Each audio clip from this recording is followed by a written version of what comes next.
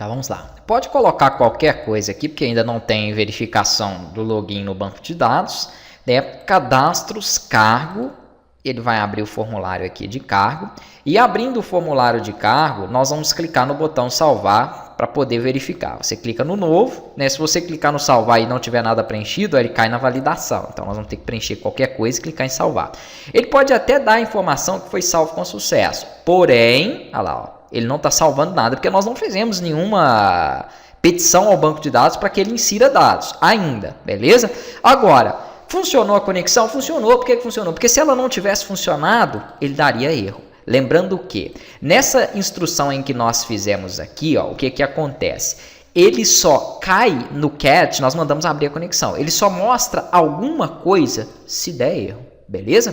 Se tudo funcionar bem, ele não mostra nada. Vamos forçar um erro? Vamos aqui inserir, por exemplo, um outro T aqui, ó, localhost, com 2T. Então, ele não encontra o servidor. Se ele não encontra o servidor, eu tenho um problema. Se eu tenho um problema, ele cai no cat, então ele gera um erro, ok? É dessa forma que nós vamos saber se a nossa comunicação com a base de dados está funcionando ou não, né? Tendo feito esse primeiro teste, aí nós já podemos, então, começar a passar para a parte prática, que é o que nós chamamos de CRUD, né? CRUD é a inserção de dados, deleção de dados, edição de dados no banco de dados. É a manipulação, no geral, de dados, né, dentro do nosso banco de dados. Então, no formulário de cargo, nós vamos ter que inserir os cargos, editar cargos, deletar cargos, listar cargos. Só não tem a pesquisa, né? Isso a gente vai ter no de funcionários, que é um pouco mais completo. Então, a gente vai para ele depois e eu passar o básico para vocês aqui dentro dessas instruções de cargo. Que ele está demorando a rodar, está um pouco pesado aqui, eu vou rodar novamente.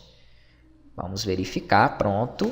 Deixa eu colocar aqui um usuário e senha, cadastrar cargo, ó, novo, vamos inserir alguma coisa aqui em cima e clicar em salvar. Cliquei em salvar, ele tem que gerar um erro. Vamos aqui aguardar. Ó, ele vai estourar, né? Esse erro que acontece aqui, toda vez que ele volta no código e dá a mensagem, isso a gente costuma chamar de estouro. Então ele deu um estouro no código e já caiu na exceção. Por que ele caiu na exceção? Impossível conectar com o host que foi passado. Olha aí, ó, que beleza. Então ele me mostrou, né, e está me falando aqui o problema. Ele não encontrou quem? O host, que é o meu servidor. Se eu alterar aqui, ó, vamos colocar root com 2T. Root não existe esse usuário. Então ele vai me falar que é impossível porque o usuário está incorreto. Então aquela exceção que nós fizemos, ela é extremamente importante, mas importante para o desenvolvedor, né? Porque primeiro é só para você ter aqui, ó, a recepção do erro. Então, olha lá, agora ele já deu um erro diferente. A autenticação para o localhost do usuário root com 2T não pode ser encontrada, beleza? Não existe aí, então não existe esse usuário.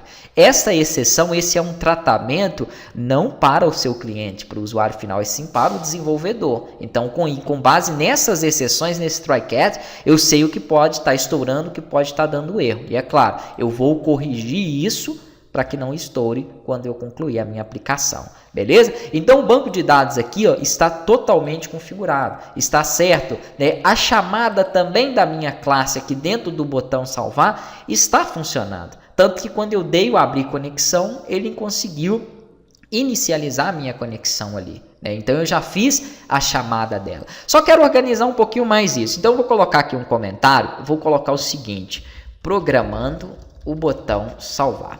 Né? Primeiro, ajustar e comentar o código para facilitar vocês no estudo. Então, todas as vezes que vocês precisarem programar um botão salvar, seja para salvar cargo, funcionário, produto ou o que seja, a base estará aqui nesse código. Beleza? A primeira coisa que eu faço é abrir a conexão. Lembrando que é totalmente aconselhável você declarar a abertura dela aqui acima. Porque quando eu tiver no botão de editar e der aqui, por exemplo, ó, um com, ele sabe de quem eu estou falando, ó. Então ele consegue encontrar para mim os métodos aqui. Eu não preciso ficar declarando a todo momento esta variável. Por isso ela está declarada de forma global nesta minha classe, nesse meu formulário. Beleza? Então aqui o que nós vamos ter que fazer agora é declarar outras variáveis que nós vamos precisar de trabalhar no decorrer do projeto. Então eu preciso de uma variável para fazer o quê? uma inserção de uma consulta no banco de dados, que é o que nós chamamos de SQL. Na próxima aula eu vou dar o passo a passo aqui para vocês, né, e nós vamos estruturar isso aqui dentro.